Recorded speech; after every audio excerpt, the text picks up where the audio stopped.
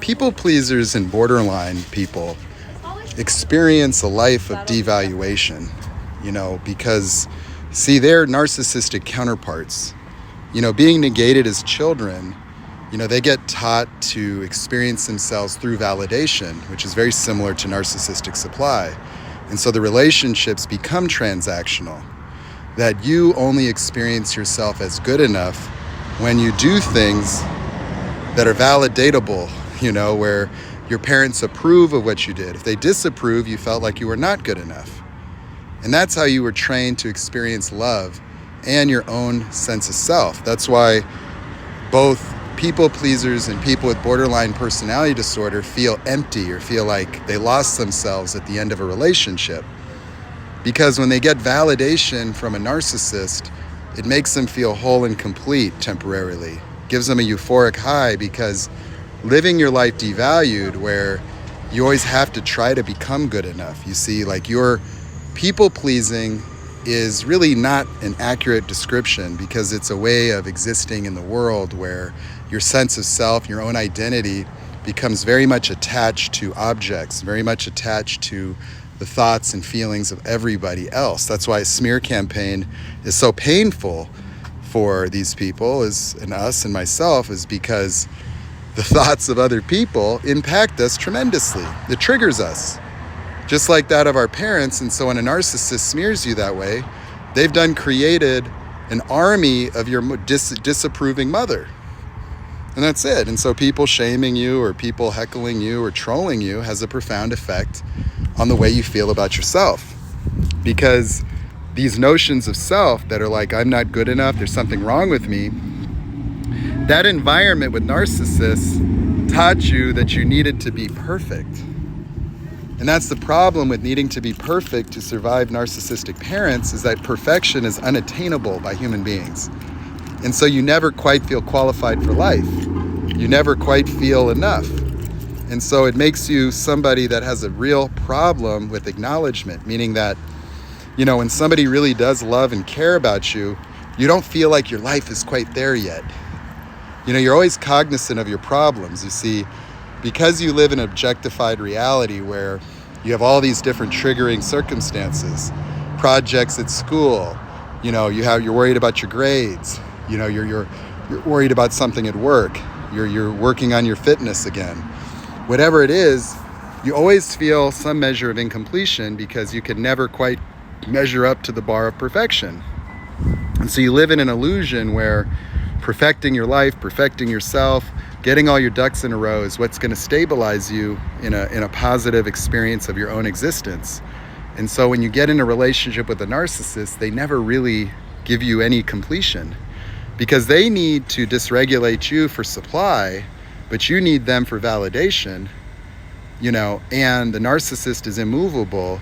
Your experience of yourself will deteriorate and decline based on the ongoing exposure to devaluation and negation.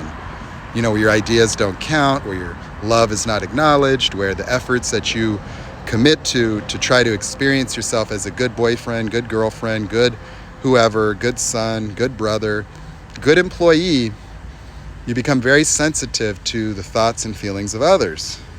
And so when you get discarded, you will be left in the same experience of being broken, being not enough, being there's something wrong with me, can't find myself. But the self that you're trying to find is already there. It's a continuum. You oscillate between feeling good enough and not good enough, and trying to use your intellectual capacities to self-supply, if you will, trying to count your blessings all the time. That's why you hear people count your blessings, is because you're trying to reframe the way you interpret your circumstances to look for evidence that you are good enough while you try to rebuild your life. You think that feeling good about yourself has to be evidence-based. You think that your confidence comes from evidence of your sufficiency. And so in this regard, you're also very disqualified from trying things outside of your comfort zone because of your risk aversion, because you're so afraid of devaluation, you're so afraid of failure because of the catastrophic emotions that come along with the disapproval of people and even of your own self. You exist within a comfort zone, an environment you can control. And even though a lot of these environments will be toxic, it's like You don't know any different. It's always been this way.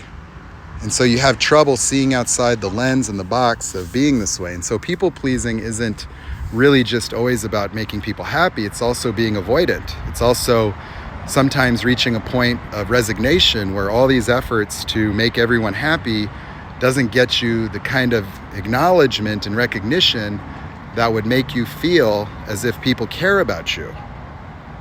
You see, because you're addicted to the validation, the super artificial, inauthentic validation that narcissistic parents use to control and manipulate you.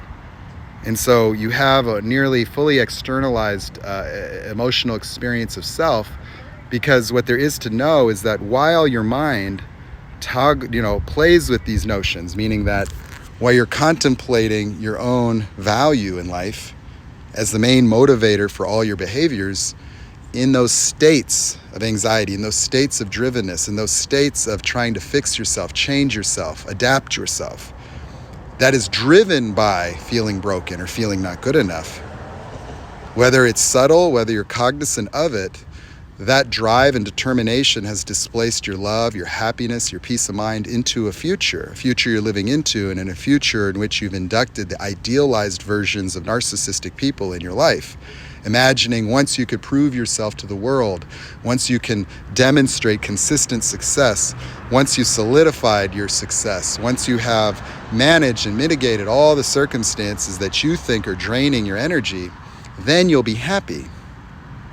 And so you don't have the capacity to generate joy independent of results. You're living in this pursuit of happiness. And fortunately for you, this commercialized society was built just for people like us, to enslave us in order to use us for profit. And so we have a narcissistic father figure in our systems of government, where they've used powerful psychoanalysis to try to understand the minds of people as to motivate us to get our compliance, to help us foster these particular ways of seeing reality that are very much consistent with these devalued notions of self that were used to have us compete with other children, to feel good about yourself based on your grades. And your grades would always be compared to other people. How would they come up with what an A or a B is? Or how would they assess how much knowledge you should have at 7 or 8 or 9 or 10 is a comparison, is an average.